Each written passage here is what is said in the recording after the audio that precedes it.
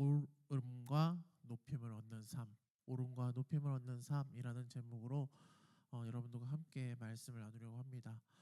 어, 제가 항상 보면 이제 예배를 준비한 예배 이제 설교 준비를 하는 거 보면 좀 사실 좀 미리 참 준비를 해야 되는데 늘 좀 게을러요, 사실.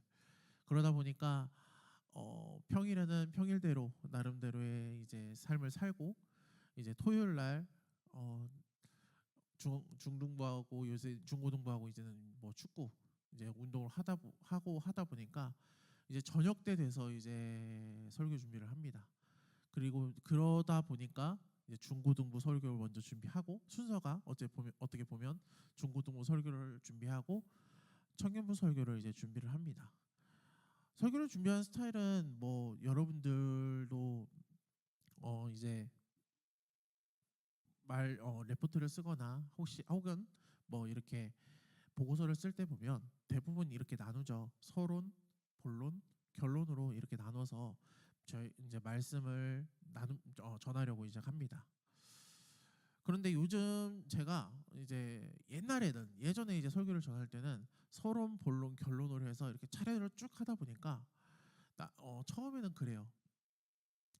이 서론에서 이야기를 열심히 했는데 나중에 결론에는 이상하게 딴소리를 해요. 딴소리를 하고 결론을 확 맺어버립니다. 그러다 보니까 안 되겠다, 안 되겠다 생각이 들어서 본론, 결론, 서론을 중심으로 이야기가 이렇게 작성을 하고 있습니다. 결론을 하고 있습니다. 그래야지 좀 결론과 서론이 이게 결론 이제 서론 본론 결론의 이 전체의 틀이 마무리가 지어지더라고요. 오늘은 제가 뭐 하나의 서론을 먼저 어떻게 시작을 할까 생각을 하다가 문제를 하나 먼저 한 가지 내려고 합니다. 먼저 뭐 어떤 문제냐면 당신은 믿음으로 천국에 간다고 생각하십니까? 아니면 하나님의 은혜로 천국에 간다고 생각하십니까? 이것을 우리가 한번 먼저 마음에 품고 궁금증을 한번 품고 우리가 먼저 말씀으로 이제 들어갔으면 좋겠습니다. 믿음으로 천국에 간다고 저희가 흔히 많이 생각을 해요.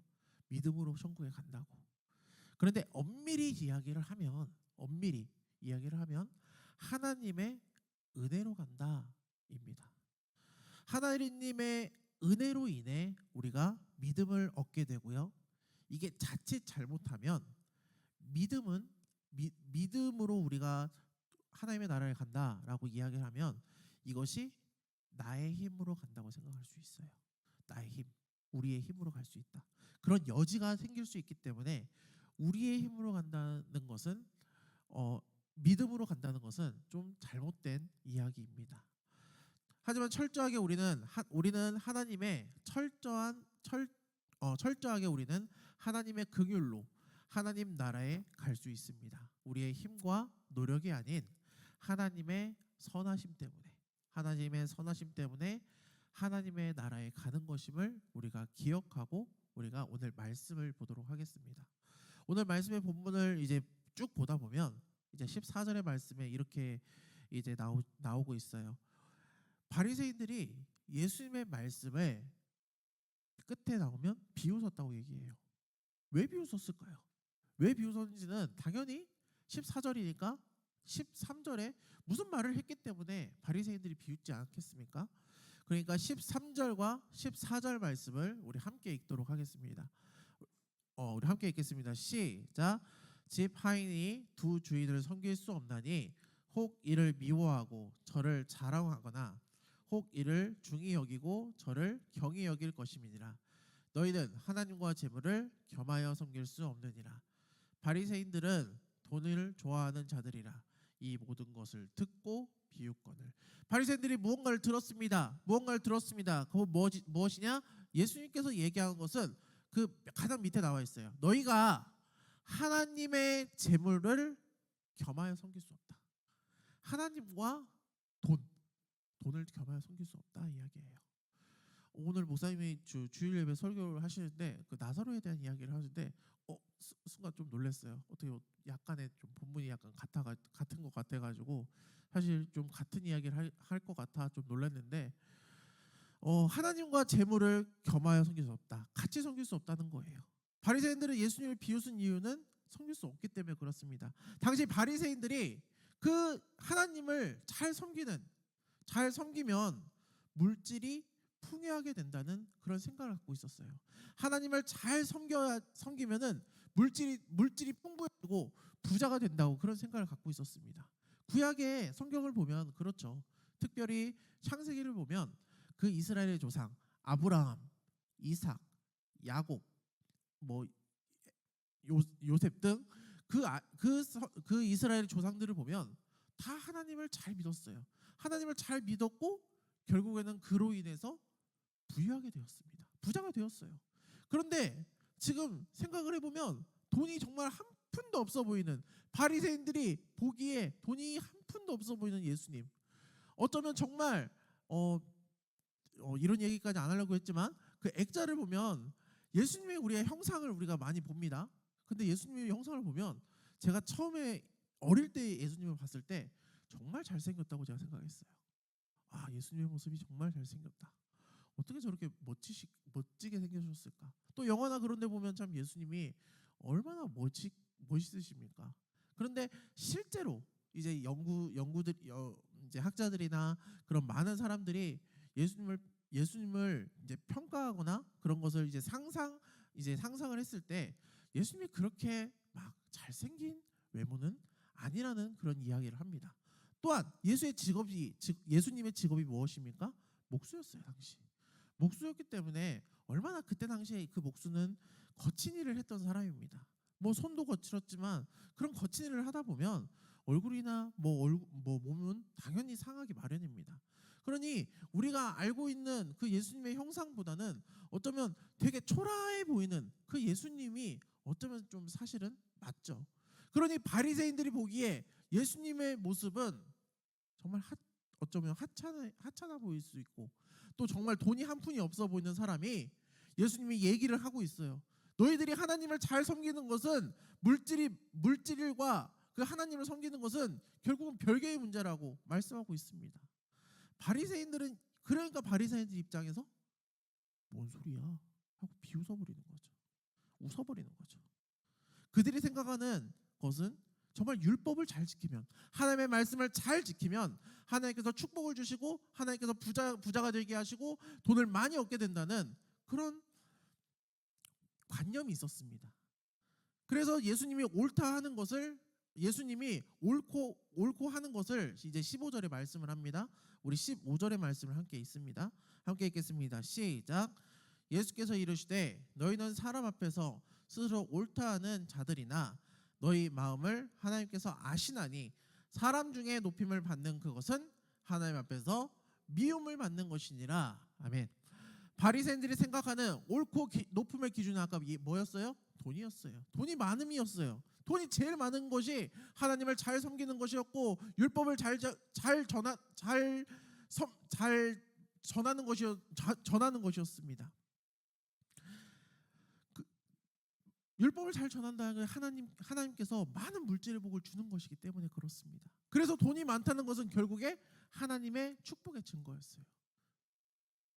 그들의 옳고 높음의 기준이 바로 돈이었습니다. 머니였습니다. 하지만 예수님이 말씀하시는 그 기준은 달랐다는 거예요. 하나님께서 미움을 받는 것이 하나님께 미움을 받는 것이라 이야기합니다. 여기서 미움 받는 거는 그냥 미워하는 정도가 아니에요.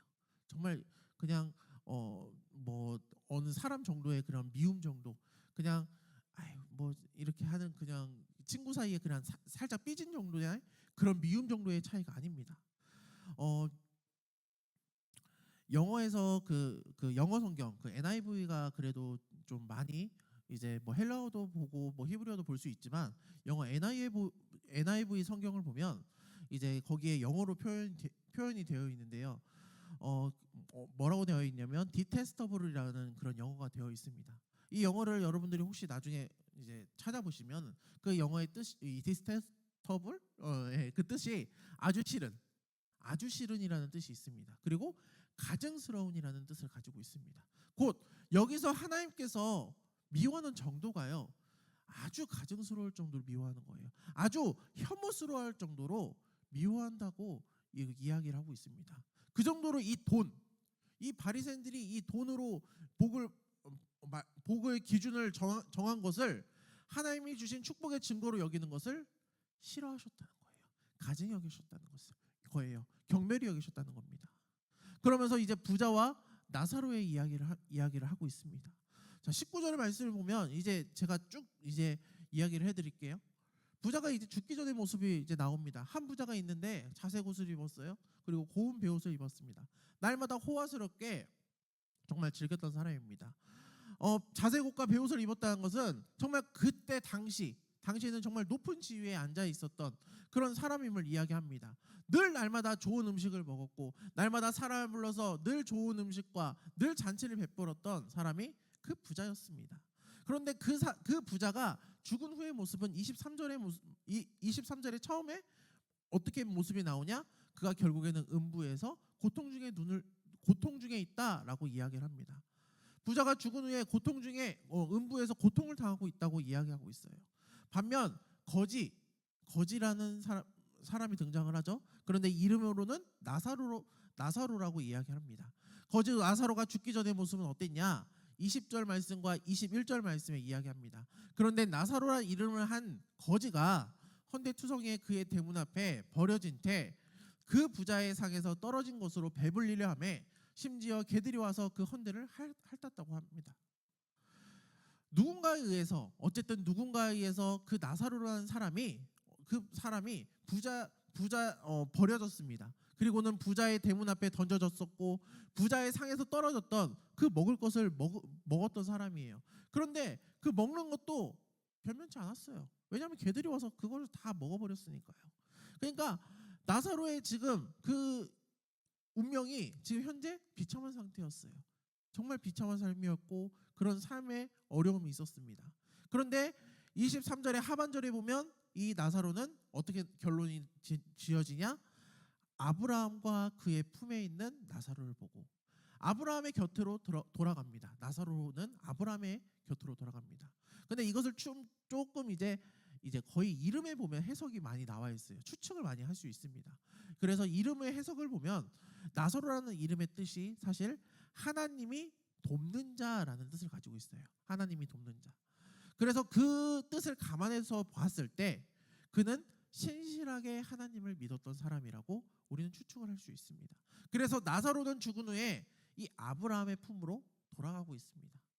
부자는 세상을 살 때 정말 호화롭게 늘 부유한 모습으로 살았습니다. 하지만 그가 죽은 후에는 지옥 속에서 고통을 당하고 있습니다. 반면 나사로는 세상을 살아가면서 정말 비참하고 어렵게 살아가고 있습니다. 하지만 그가 죽은 후에는 천국에서 아브라함과 함께 품에 안겨 잘 살아가고 있습니다. 우리는 여기서 사실은 핵심을 보셔야 돼요. 어떤 핵심을 봐야 되냐면 부자는 무조건 정말 지옥에 가고 가난한 사람은 무조건 천국에 간다는 그런 사실 생각을 하면 안 된다는 거예요. 예수님께서는 그런 뜻으로 이 비유를 얘기한 것은 아닙니다. 예수님이 왜 바리새인들에게 이 말씀을 하시는지 우리는 깨달아야 돼요. 그러면서 부자의 모습을 한번 보면 부자가 아브라함에게 말하는 모습을 한번 보시기 바랍니다. 24절의 말씀 우리 함께 읽겠습니다. 시작. 불러 이르되 아버지 아브라함이여 나를 긍휼히 여기사 나사로를 보내어 그 손가락 끝에 물을 찍어 내 혀를 서늘하게 하소서. 내가 이 불꽃 가운데서 괴로워하나이다. 아멘. 여러분 이 말씀에서 24절의 말씀에서 부자가 아브라함에게 한 말을 보면 사실 이 부자가 지금 현재 어디에 있어요? 지옥에 있죠. 지옥에 있으면서 아직도 깨닫지 못하는 것이 두 가지가 있어요. 이것이 뭐냐면 좀 이따 알려줄게요. 끝날 때 알려줄게요. 혹시 아니면 제가 끝날 때 맞추게 된다면 제가 이건 상품을 드리겠습니다. 이건 조금 머리를 좀 쓰셔야 돼요. 왜 이랬는지 좀 허무할 수도 있는데요. 이거는 제가 한번 끝날 때쯤에 다시 한번 말씀으로 돌아와서 이야기를 하도록 하겠습니다. 제가 이제 다른 말을 할게요. 오늘 이 부자와 나사로의 이야기를 할 때 예수님의 우리는 부활 사건, 사실은 이 부활 사건을 조금 염두에 둔 이야기를 우리가 예수님께서 하고 있습니다. 그렇기 때문에 이 비유의 핵심은 돈이 아니에요. 사실은 물질관이 아니라는 거예요. 물질과는 다른 것이 아니라 오늘 말씀의 정말 핵심은 29절하고요 31절입니다. 29절과 31절을 우리 한 목소리로 읽겠습니다. 먼저 29절입니다.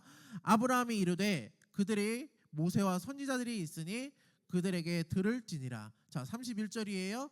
이르되 모세와 선지자들에게 듣지 아니하면 비록 죽은 자 가운데서 살아나는 자가 있을지라도 권함을 받지 아니하리라 하였다 하시니라. 자, 여기서 보면 핵심을 보면 29절과 31절의 말씀을 보면 반복적인 이야기가 등장을 합니다. 우리가 반복을 한다는 것은 강조한다는 거죠. 그것이 중요하다는 것을 강조하는 겁니다. 무엇이 강조되고 있습니까? 모세와 선지자들로부터 있다고 하고 있고요. 모세와 선지자들에게 듣지 아니하면 이라고 이야기하고 있어요. 이것은 바로 모세와 선지자들에게 들려지는 기록된 하나님의 율법, 곧 말씀을 듣지 아니하면 비록 죽은 자 가운데에서 살아나는 사람이 있을지라도 그 이야기를 듣지 않는다는 거예요. 한마디로 말씀을 들어야 한다는 겁니다. 하지만 그들은 이미 처음에 돈 때문에 돈이라는 거, 그리고 이야기를 말씀에서 제가 이야기 나오지 않았지만 말씀에서 나와 있습니다. 이혼 규례를 볼 때 이 바리새인들은 지금 돈이며 이 결혼 문제이며 이것을 이 말씀을 해서 잘못 해석하고 있어요. 결국 아무리 죽은 자 가운데서 살아나신 예수님이 부활해서 예수님이 온다 한들 그들은 말씀을 듣지 않는다는 겁니다. 이들은 돈에 대해서 왜 어떤 잘못 해석을 했습니까? 아까 돈의 율법, 곧 말씀을 잘 순종을 하면 결국에는 이것이 축복의 상징이 되는 거예요. 하지만 그 이면에는 물질의 축복을 받기 위해서는 결국 하나님을 섬겼던 마음이에요. 물질의 축복을 받기 위해서. 그래서 주님은 재물과 하나님이 겸하여서 같이 섞여서 섬길 수 없다는 것을 바리새인들에게 얘기했지만 결국 예수님께서는 비웃음을 당했죠. 결혼에 대한 부분도 마찬가지입니다. 이들이 잘못 해석하고 있어요. 그래서 진정한 결혼의 의미를 이해하지 못했고 이런 말씀의 잘못된 해석이 결국에는 이 메시아에 대한 옳지 않은 해석으로 이어졌다는 겁니다. 그래서 아무리 죽은 자 가운데서 살아나신 예수님이 정말 온다 한들 그들은 보지 못했고 예수님의 말씀도 제대로 해석하지 못했습니다. 여러분, 오늘의 말씀을 한번 정리를 이제 하면은 그렇습니다. 오늘의 말씀을 다시 정리하면 하나님의 도우심으로만 하나님의 나라에 들어갈 수 있다고 제가 말씀을 드렸습니다. 그리고 그 도우심은 바로 복음입니다. 복음. 예수 그리스도의 이 죽음과 부활입니다. 우리는 이 율법을 지킴으로 천국에 들어갈 수 있는 것이 아니에요. 율법을 지킴으로 하나님의 도우심으로 우리는 이 하나님의 나라 천국에 들어갈 수 있습니다. 우리는 그것을 잊지 마셔야 된다는 거예요. 그래야 겸손할 수 있고 평생을 하나님의 영광과 도우심을 우리가 드러내며 산다는 것입니다. 전적으로 우리는 하나님의 도우심으로 살아가고 있다는 사실을 우리가 늘 인정하면서 살아가시기를 바랍니다. 나는 그리스도 안에서 죽었어요. 그리고 내 안에 오직 예수 그리스도가 살아있다는 것을 우리가 인정하시고 그분의 도우심으로 살아가는 저와 여러분 모두가 되시기를 간절히 소망합니다. 갈라디아서 2장 20절 말씀에 이렇게 얘기하고 있죠. 우리 한번 찾아볼까요? 갈라디아서 2장 20절입니다.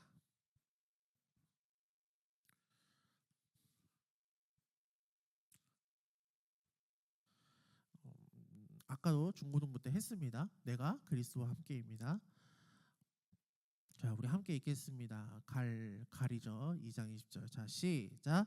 내가 그리스도와 함께 십자가에 못 박혔나니 그런즉 이제는 내가 사는 것이 아니요 오직 내 안에 그리스도께서 사시는 것이라. 이제 내가 육체 가운데 사는 것은 나를 사랑하사 나를 위하여 자기 자신을 버리신 하나님의 아들을 믿는 믿음 안에서 사는 것이라. 아멘. 여전히 내 속에 할 수 있다고 생각되는 여지가 있는 것이 있다면 우리는 그것을 다 좀 내려놓으시기 바랍니다. 우리는 그분의 긍휼함과 그 긍휼을 입을 수 없음을 기억하고 매일의 삶 속에서 그분의 도우심을 구하는 저와 여러분이 되었으면 좋겠습니다. 제가 아까 문제를 하나 냈습니다. 혹시 그 문제의 답을 알고 계십니까?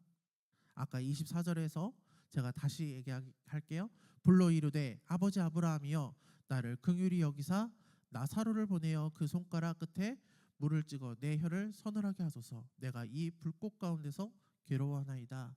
이 말씀에서 부자가 지옥에 있으면서도 아직도 깨닫지 못하는 것이 두 가지가 있다고 했습니다.